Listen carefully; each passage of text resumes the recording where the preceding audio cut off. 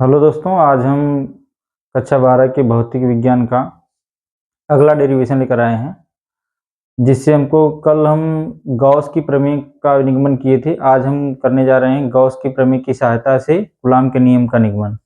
तो चलो आओ देखते हैं इसको। तो ये क्वेश्चन है कि गॉस की प्रमेय की सहायता से कूलॉम के नियम का निगमन कीजिए। ये हर बार क्वेश्चन आते हैं और देखियो इसके पहले भी रिपीट हुआ है क्वेश्चन, तो इसको हम देखते हैं अच्छे से।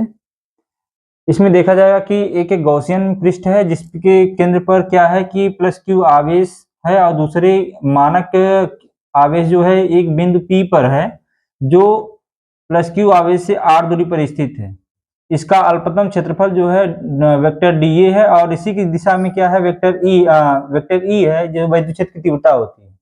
यहाँ से जो एंगल बन रहा है, ये दोनों क्षेत्रफल और वैद्युत क्षेत्र की तीव्रता से क्या एंगल बन रहा है, थीटा इक्वल टू मिल जाएगा हमारे पास 0, क्योंकि इसकी दिशा जो है समान है और समान दिशा पे जो एंगल बनेगा वो क्या बन रहा है, 0 बन रहा है। तो अगर इसमें देख लेते हैं कि थीटा इक्वल टू 0 हमारे पास आ गया, तो यहां से हम देखेंगे कि जो बिंदु O पर प्लस Q आवेश है वो निर्वात में रखा है तथा आवेश Q से R दूरी पर एक बिंदु P है जिस पर मानक आवेश Q नॉट है तथा R त्रिज्या का एक गॉसियन पृष्ठ खींचते हैं। अतः वेक्टर E तथा वेक्टर dA से गुजरने वाला चुंबकीय वैद्युत फ्लक्स जो है वह हो जाएगा d फाई सफिक्स E, और d phi suffix E equal to हो जाएगा E not into vector dA। अगर इसको हम सदिश निरूपण को हटाएंगे तो हमको मिल जाएगा d phi suffix E equal to E dA cos theta.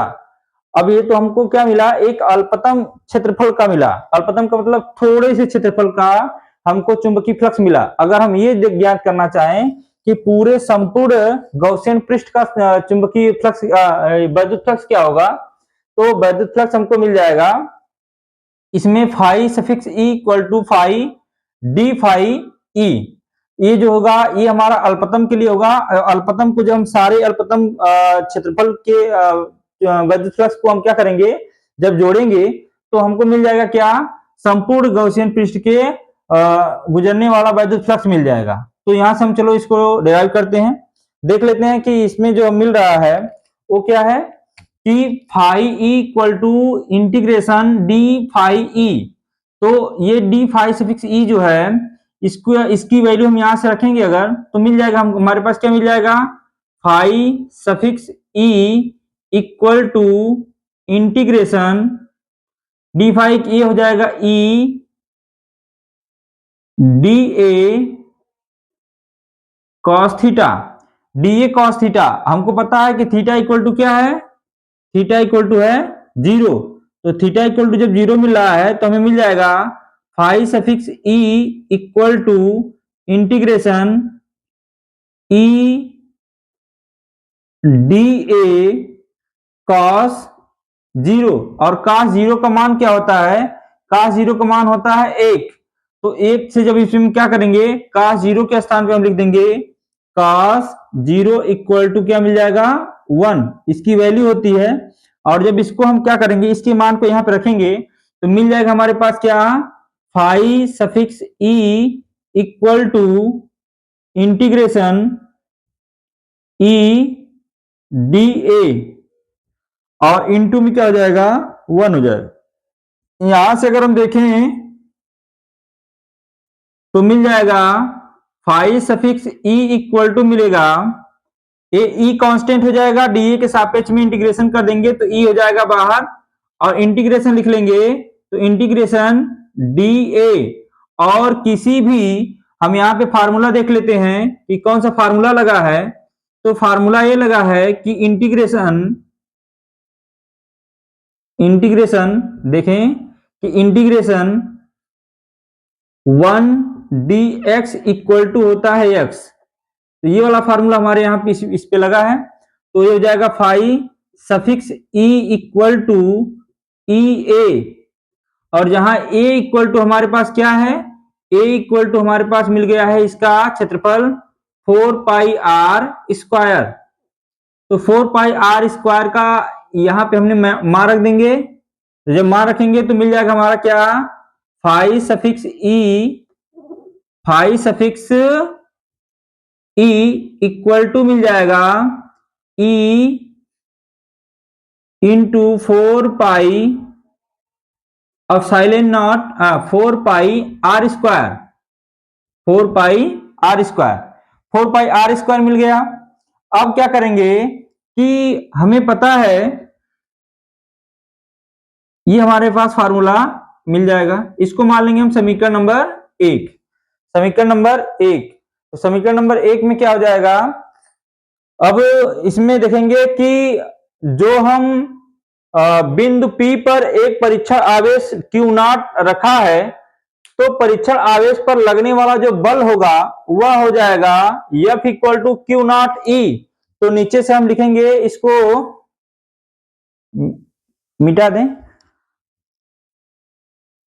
ऊपर से इरेज कर दे रहे हैं।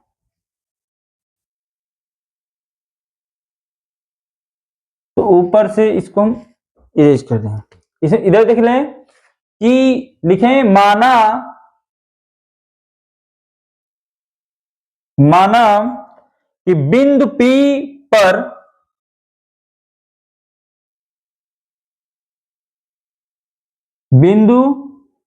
पर परीक्षण आवेश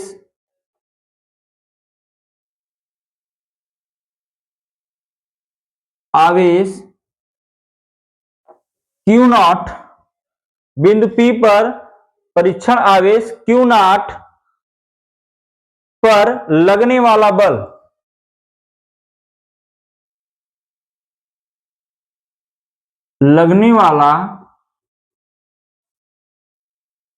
बल तो ये हो जाएगा F equal to Q not into E। F equal to Q not into E। और यहां पे हम क्या करेंगे कि जो E की वैल्यू है वह यहां पे हम रखेंगे। और E की वैल्यू कैसे मिलेगी, E की वैल्यू मिलेगी हमको, E की वैल्यू हमको मिल जाएगी कि गॉस की प्रमेय, क्या मिलेगी, गॉस की प्रमेय। यहां पे हम लिखेंगे कि गॉस की प्रमेय से, गॉस की प्रमेय हम क्या बताए थे कि phi suffix E equal to Q upon में एप्सिलॉन नॉट। तो ये फार्मूला हम अभी कल डिराइव किए हैं। तो इस फार्मूले से हम क्या करेंगे, फाई सफिक्स ई की वैल्यू यहां पे हम जब रखेंगे तो हमें मिलेगा क्या, मिल जाएगा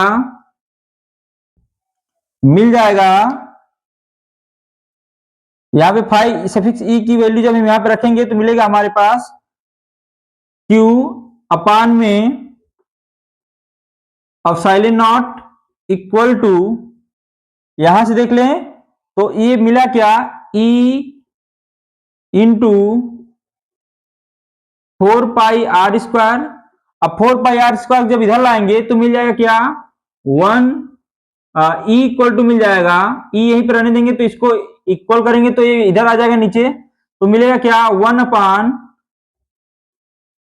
4 पाई r² इंटू Q अपान में एप्सिलॉन नॉट को एक कांस्टेंट के साथ रखेंगे तो मिल जाएगा 1 अपान 4 pi epsilon not into Q अपान में r²। ये किसकी वैल्यू मिल गई, E की वैल्यू मिली। E मतलब वैद्युत क्षेत्र की तीव्रता की वैल्यू हमको यहां से मिल गई। अब देख लेते हैं कि इसकी सहायता से हम क्या करेंगे, E की वैल्यू को उठा के हम रख देंगे इसमें। जब इसकी वैल्यू उठा के हम इसमें रखेंगे तो हमें कुछ इस प्रकार का स्ट्रक्चर मिलेगा। इसको मिटा दे रहे हैं।